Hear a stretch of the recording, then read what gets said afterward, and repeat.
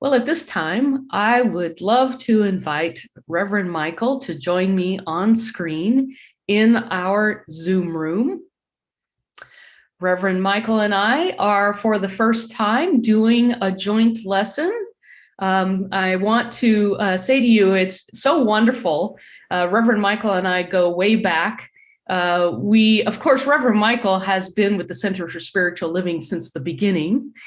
And I came, well, just a few digits later. But I sincerely got to connect with Reverend Michael more deeply as we both went through ministerial training and talk about an opening and a opportunity for understanding the love that we were and being able to move through whatever was keeping us back, and an opportunity and an invitation for both of us as we did the ministerial training to open our hearts much deeply to one another. So thank you for being willing and adventurous, because I know you are always wondering, for this opportunity to have this conversation about in love with the infinite.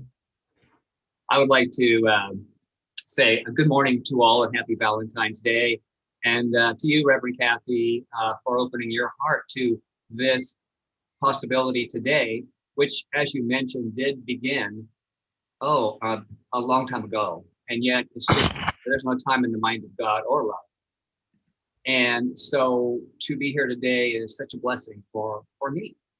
And we are deeply connected to each other through spirit and at the very soul of my being, and I believe yours too.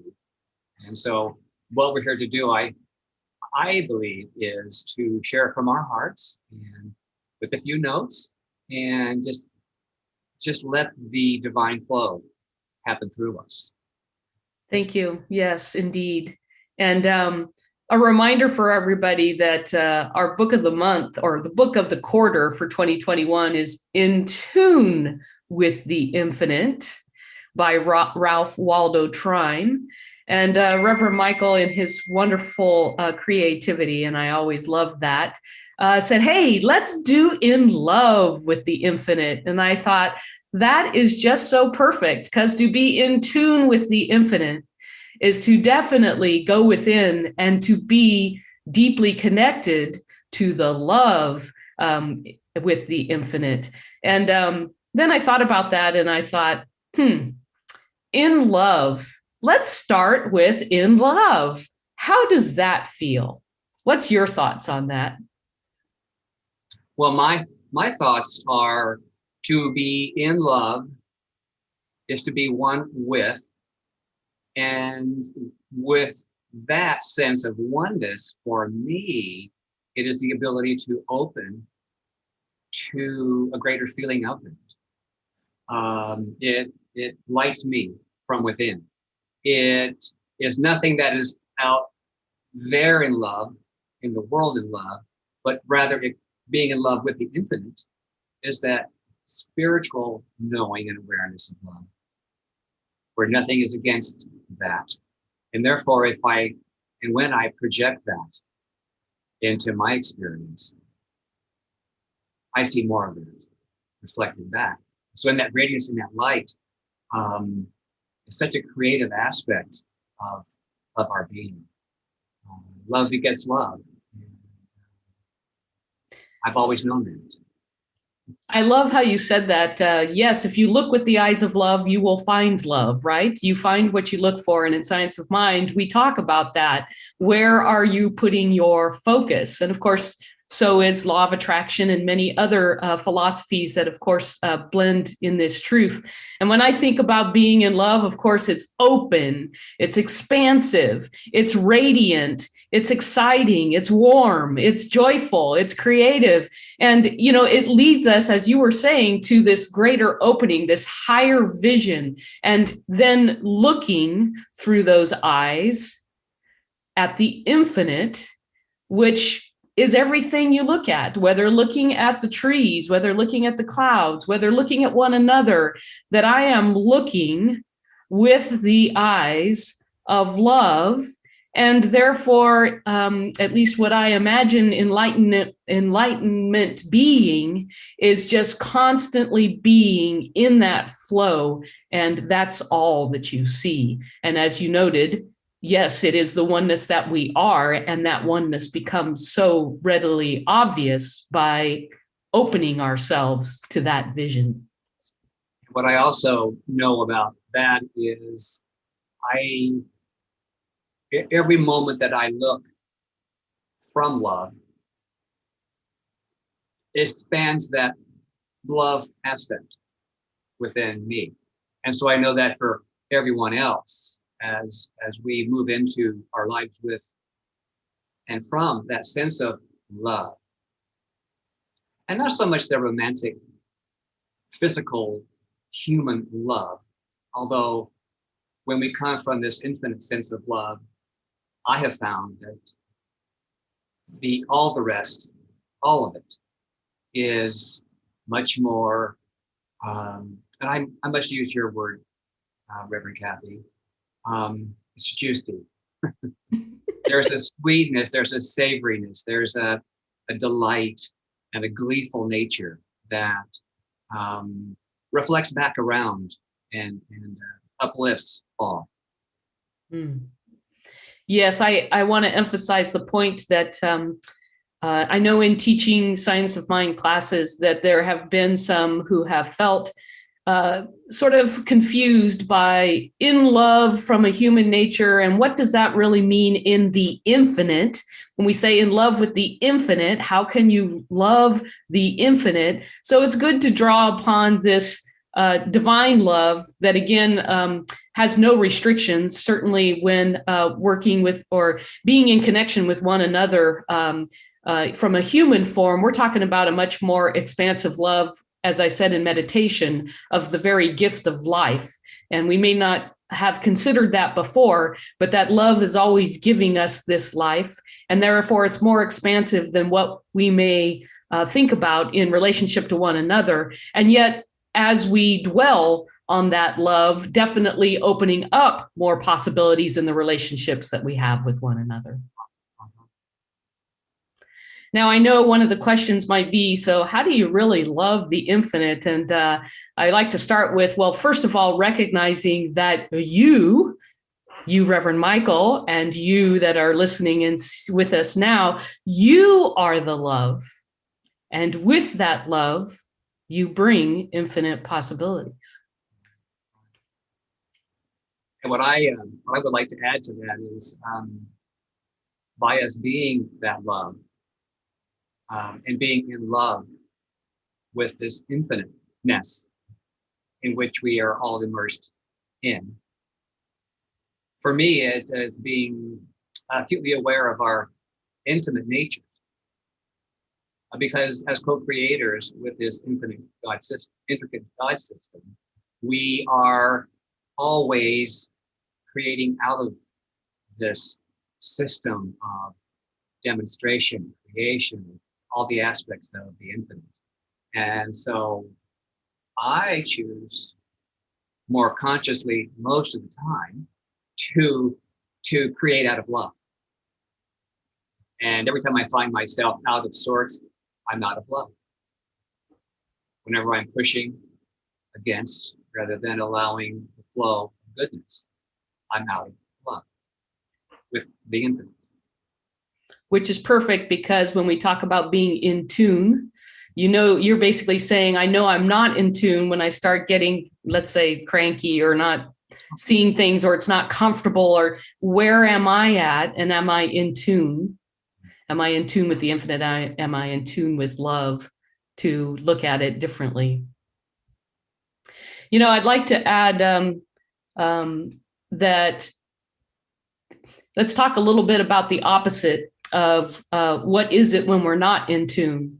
And of course, a lot's been going on in our nation.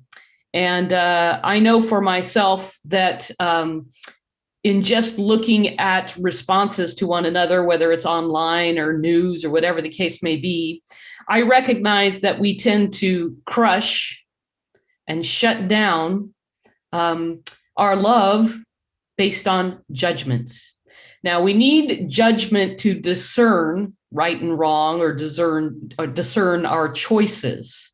But when we just immediately begin to judge one another based on a different perspective or view, it's pretty ugly what we can see online. And I think about the fact that with that critical judgment, we're shutting down the heart. And again, we're not looking from the eyes of love. We're not willing to give people a space either to make mistakes, to discover for themselves, to find their own pathway. And instead of putting our arm around that, we are, again, pushing that away, which is not being in tune with the infinite or with love. What's your thoughts about that? Well, my thought about that is, I'll tell you what I do. My intention is to remain conscious of myself when I move into a sense of awareness. If it's going towards judgment, that's coming from ego.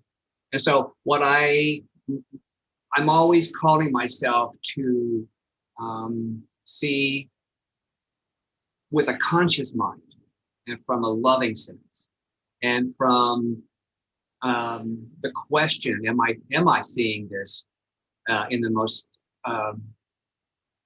loving, non-judgmental, compassionate way? Or am I, on the other hand, doing it from my ego?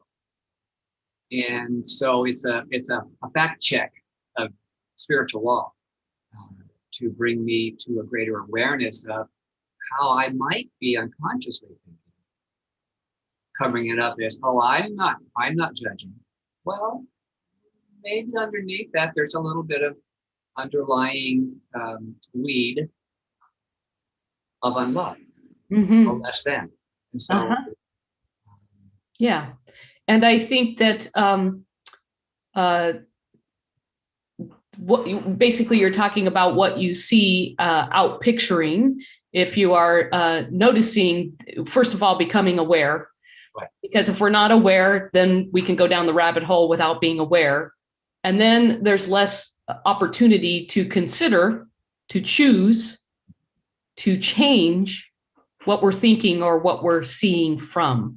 So, science of mind is the awareness is the first step to become conscious. The second step is then to realize that you can choose how you want to see this. And then as you're mentioning, then being able to see, are there things in the mirror that I need to look at, that I need to change so that I can see more love? And I know Dr. Carolyn McEwen-Fish today, certainly doing the loving kindness meditation, when we know that we're starting to head down, this doesn't feel comfortable, or I'm getting upset, or I'm angry, even the loving kindness meditation is an opportunity to bless people and to move again back into the consciousness of how can I see this with love?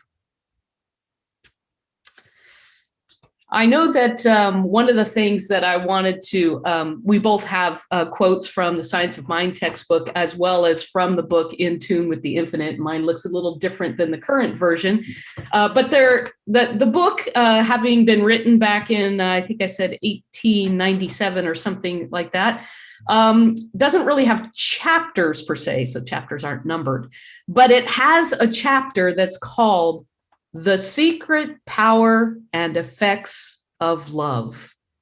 And on page 71, one of the, by the way, I have a lot of underlines in this book. It's already looks like my Science of Mind textbook. And basically it says, live only in the thought of love for all, and you will draw love to you from all, which is essentially what you just got through saying, in the sense of, if I can put out into the world love, then what I will draw back in the mirror is love. Also, that every thought you think is a force that goes out and comes back to you, and that is immutable law.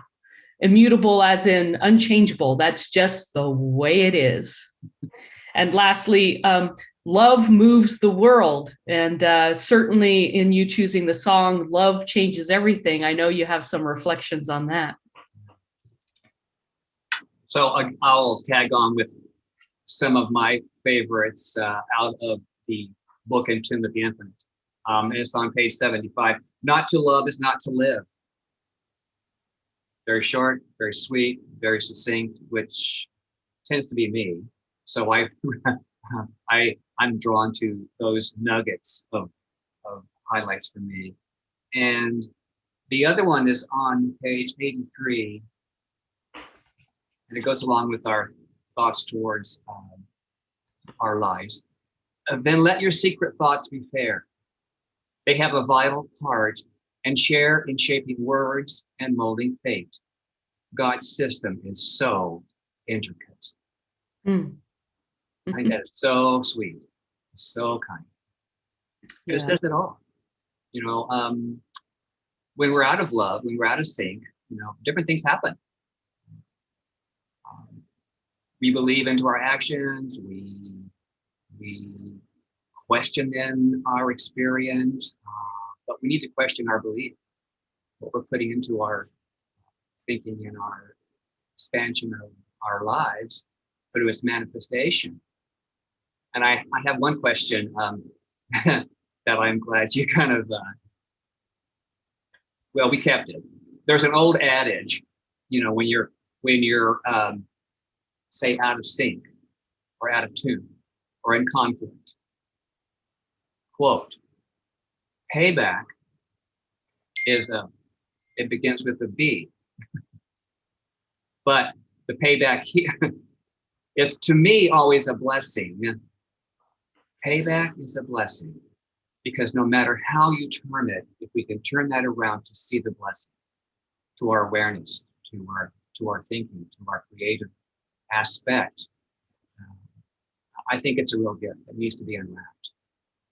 Even when you can't see it, meaning, there's been times in my life where I say payback is and then realized later it was a blessing. Yeah.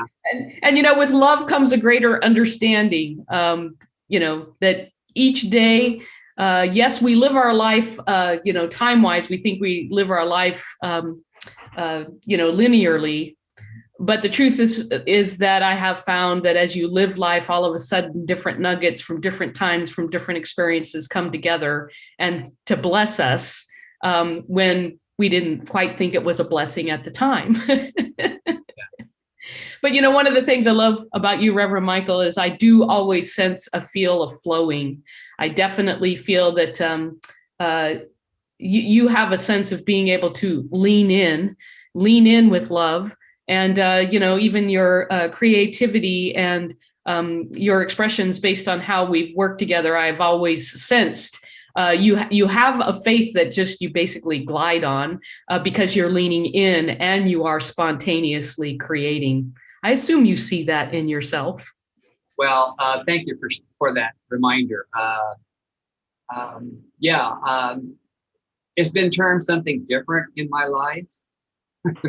And leaning in, or, you know, when you say slide or glide, there's been, by the seat of his pants, he's slid into home base. But now I know. But that was when I was younger. But now I have a better understanding of how I operate and what works for me. Thank you for that. And I like to have to tag on that, Reverend Kathy, because toward you, probably why we are such a compatible souls together is your great mind and your ability to see a different aspect than I can see. And so being in tune with the infinite today for me is being in tune with someone who complements, not who's different, but someone who I gain a greater aspect of knowledge and awareness in it. It invites me and all of those around each of us to pay attention and to learn from. I love it because really we're talking, as I've been using metaphorically, a harmony. A sense of when the sight, and in this case, as we talk about love, when the sight is on love, then yes, there may be different paths, but the focus is for, via the faith, via the love, is knowing that a greater good is always being revealed and being able to lean into that, which isn't always easy.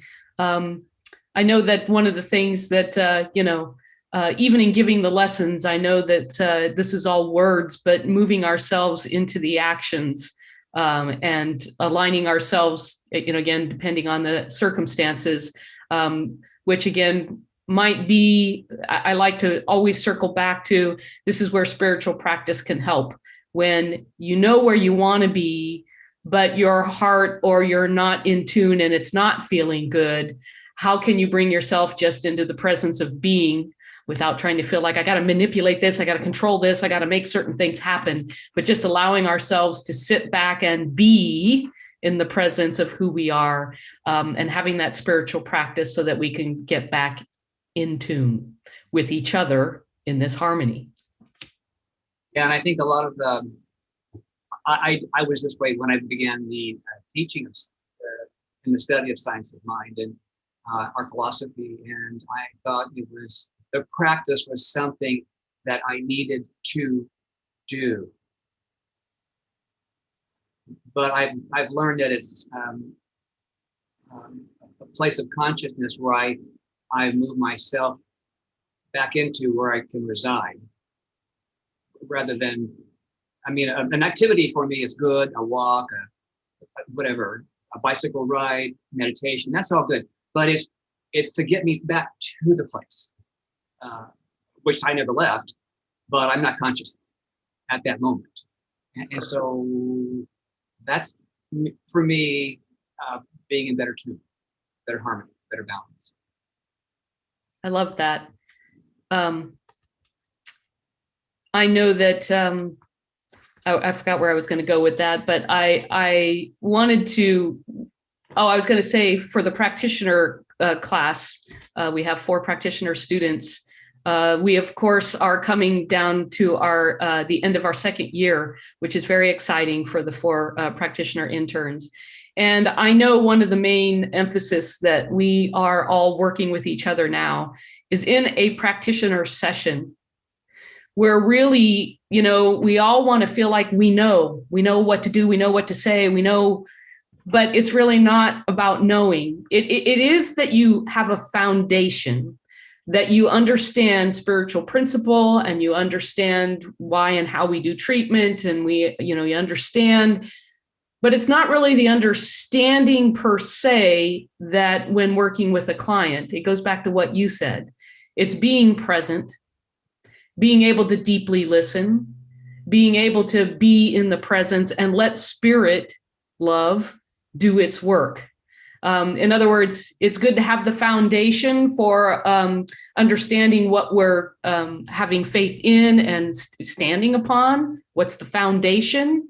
But really, in a practitioner session, it's what you said. It's really an opportunity to be and just to become conscious, and to become conscious together with somebody else based on whether you're looking for, a new job or looking for more income, or whether there is an issue either in relationship or job, whatever the case may be, that allows a practitioner to be in that presence and then to let spirit bring forth what is it that I need to know or reside back in myself. Where am I out of alignment, and how can I get back into alignment? And being in love with the infinite just opens all the doors, all the spaces, all the opportunities for whatever that request is, to allow the knowing to step through and to show up as that manifestation. Yes, in other words, we frequently, via our thoughts, move ourselves into corners and into alleys and think that things need to be a particular way. But we get that way when we've made choice after choice after choice after choice that has maybe moved us in a direction where spirit is basically saying, this is the end of the road of these set of choices. And now it's time to back up, reopen to love, and reconsider all the opportunities, all the possibilities by moving ourselves back into that a space of knowing infinite possibilities. Yeah. So one of the popular, I say popular just because, it comes back over and over and over again in the Science of Mind textbook, just page 43. So the beginning part of the textbook, that love rules through law. The law does not dictate love. Love is the divine givingness of life, and love is spontaneous. And I think to myself, if love were not spontaneous, then we'd all become robots, right? Everything would just be, this is how rotely it's done. But that's not how love is, and that's not how we move forward and evolve. We move forward and evolve based on the love that expresses through us, that is spontaneous, that is creative, and moves us in a new direction again, forever evolving.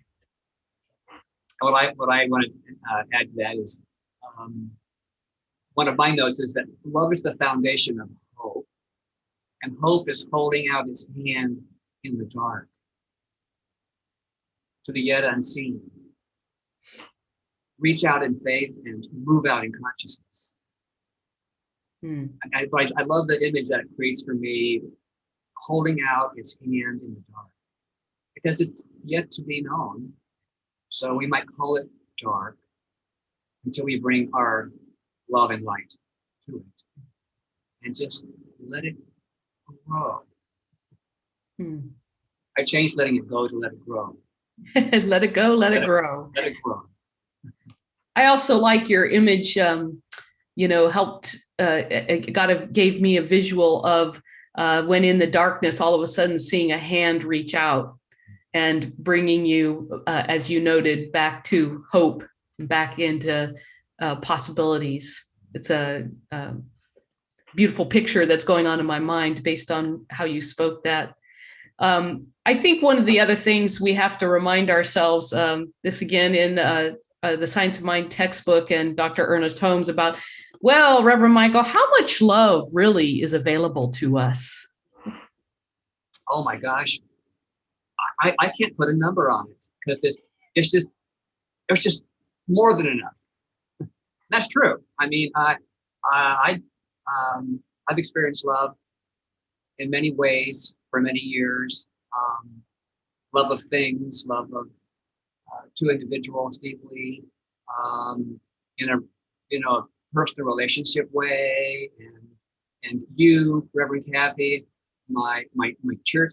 There's just all different aspects of love, and so I'm not sure that you can fence that in or box it.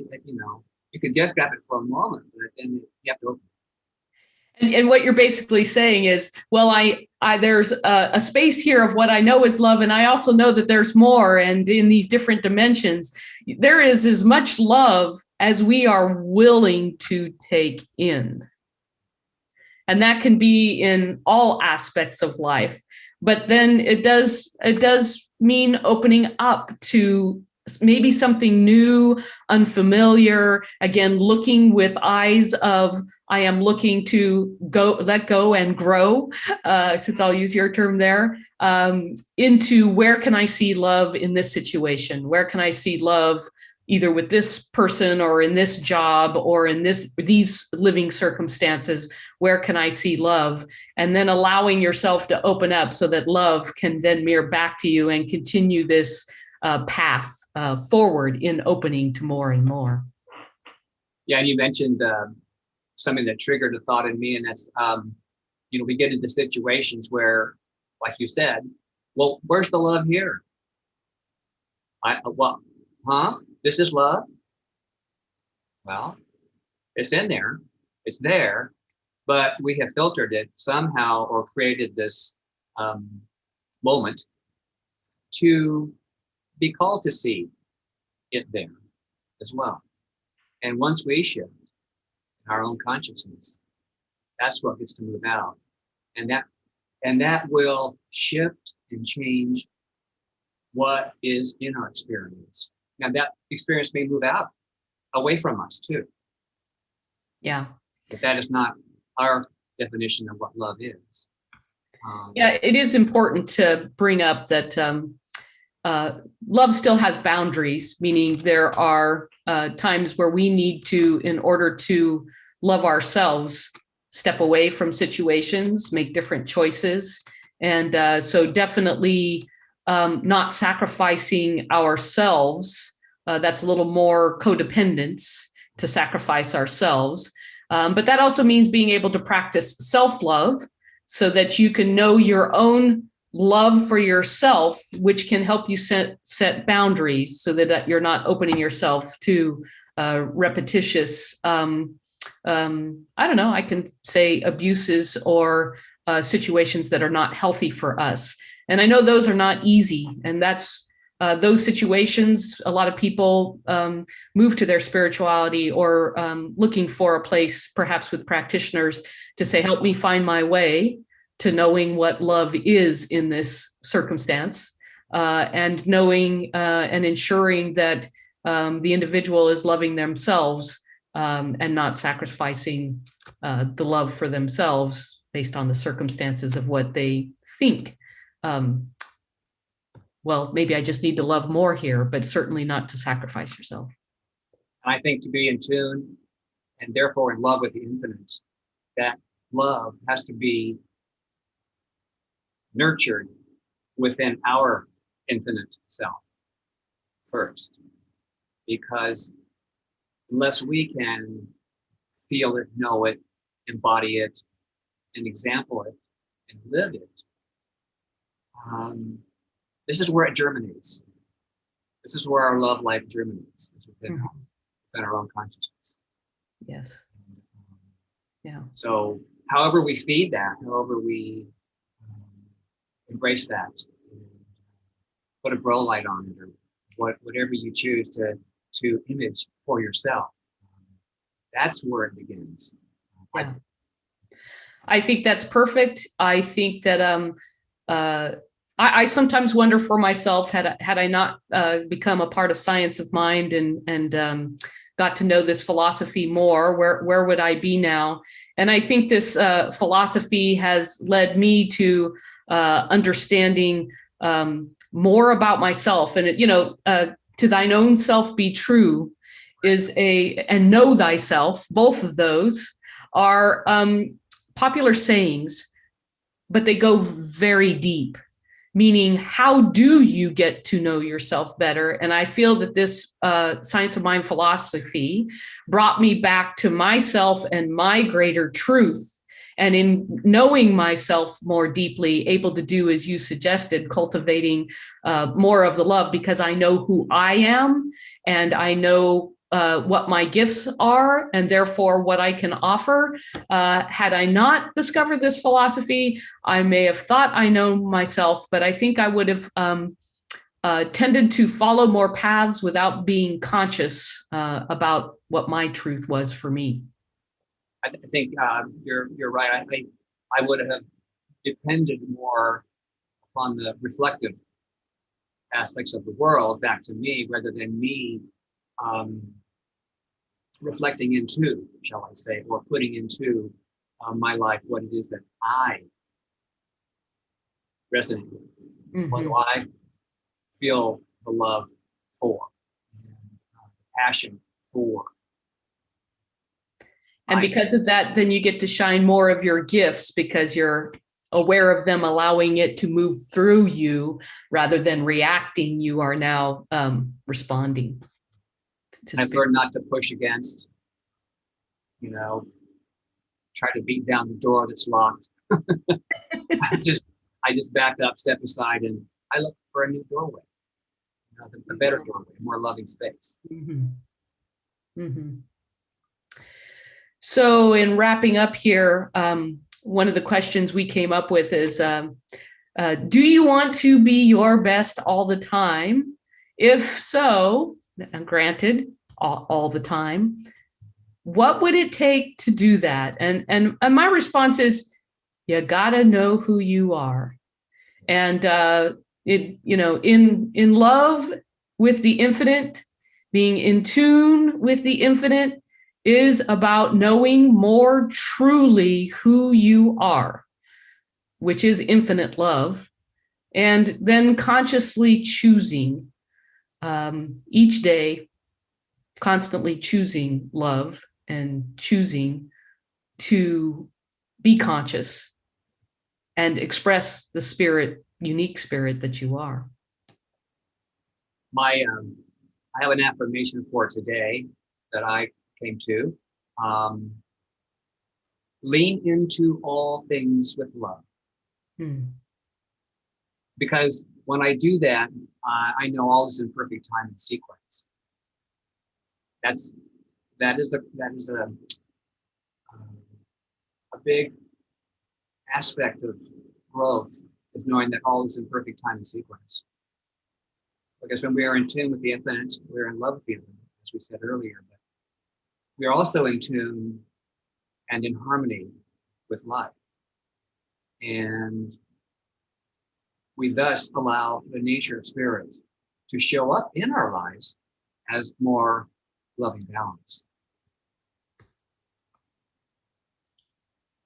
And what I also know about that loving balance is if I'm invoking something greater or more of, then what I thought might have been this balance begins to teeter and totter a little bit. Sometimes it takes a minute to get it back into balance, because something it brings about to me something that might be a little out of balance. And there's that blessing again. There's that blessing again to bring back into balance my inner spirit of love. And this brings us back to the beginning in the sense of more open. So continuing to stay open, be conscious and be open, so that your higher calling, your higher expression can move into the particular situation. And so thank you, Reverend Michael, for being willing today to have this conversation. And I hope that for those of you who are with us this morning, to join us in the Zoom room so we can talk some more about being in love and in love with the infinite. Yes, thank you for the invitation. Thank you. Love to all. All right, so now we will move into our